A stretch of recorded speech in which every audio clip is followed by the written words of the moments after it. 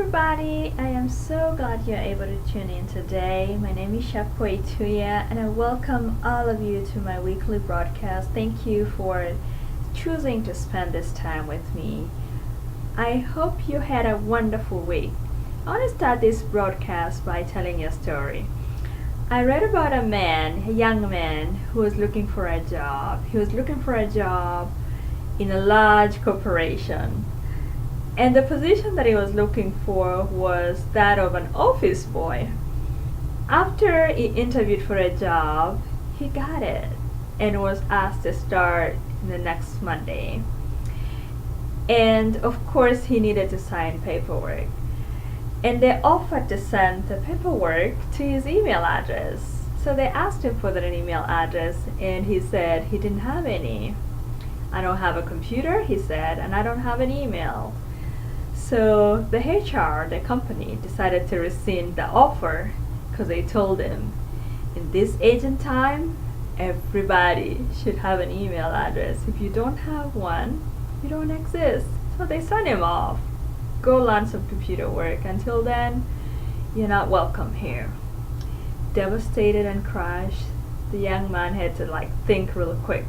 Jobless and only had $10 in his pocket. He came up with an idea.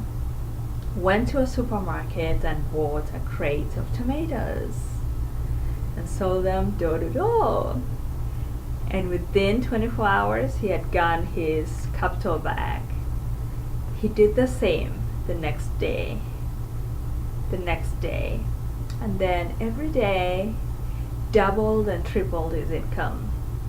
And then, 5 years later, he had become really wealthy and had an empire of a fleet of trucks. And because he was doing really well, people who do well, they purchase insurance. So he contacted an insurance broker, and the broker needed to send insurance contracts to his email. So of course, comes that time again. What is your email, man? And he gives the same answer, I don't have an email. And of course the broker is surprised and says, oh man, do you imagine what you could be today if you had an email address? And the man is like, yes, I know. I'd be an office boy. Right? What a story. This story is just to encourage you not to be discouraged by yesterday's setback. Don't be discouraged by yesterday's rejection.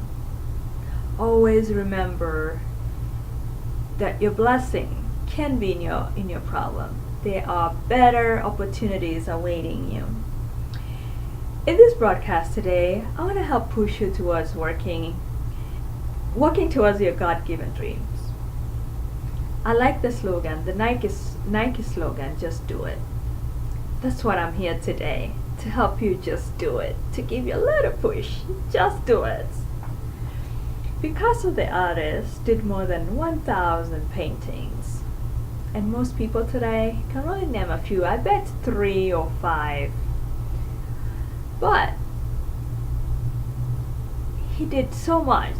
So I want you to know that everything that you do will not hit the ground running.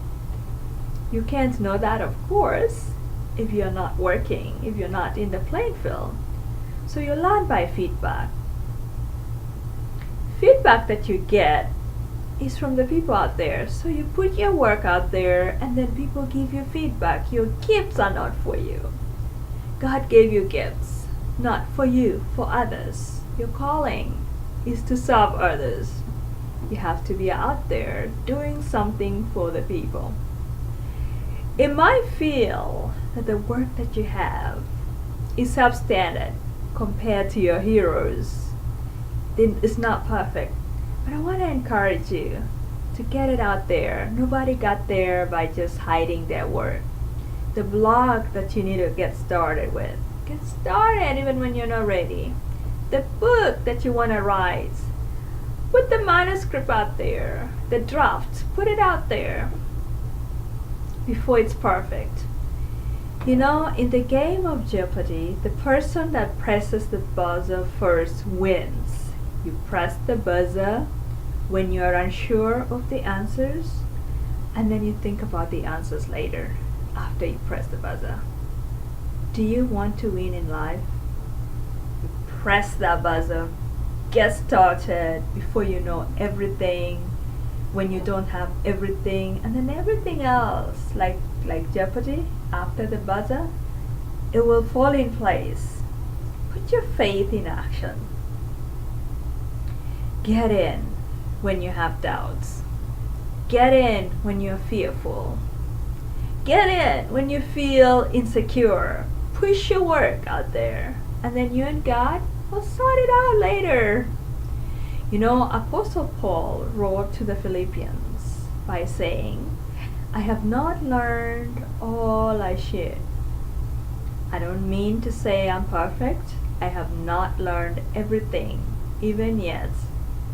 But I work towards that day when I will finally be all that Christ saved me for and wants me to be.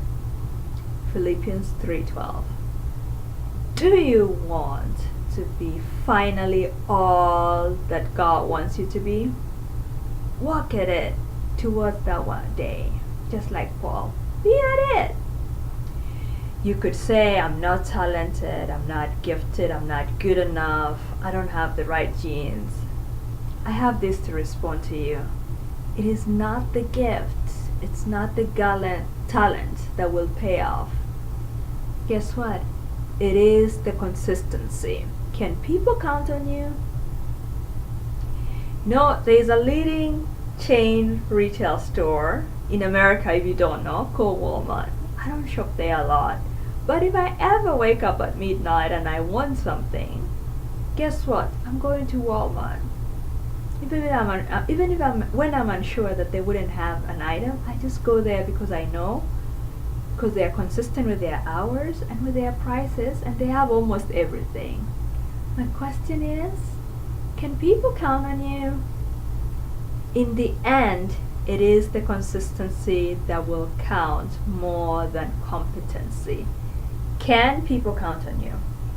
Thomas Edison invented a lot of things, and this is what he had to say about gifts and genius. Genius is 1% inspiration and 99% perspiration. In other words, it is what you do that counts, not the smarts. No. And you could say, hey, I don't have everything. I don't have income. I don't have relatives in high places. I don't have the connections. I don't have the looks.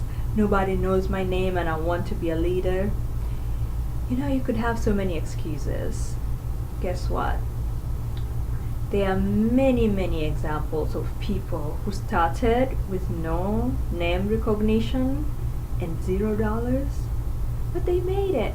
I'll give you an example.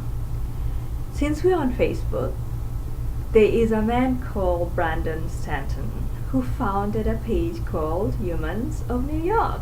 Currently, it has about 17 million followers. He launched Humans of New York after losing his job. And instead of looking for a similar job, he decided to forget all about the money and go about something that he really enjoyed, photography. He prioritized his passion over money. He was broke, he knew no one in New York, no one was paying attention to him, yet every day, for 1 year, non-stop, he worked on Humans of New York until it got traction. Consistency, my friend, it does count. Sometimes it may take shorter and sometimes it might take longer, but you need to do it. Just do it. Thank you so much for spending your time with me. Until next time, may the good Lord bless you.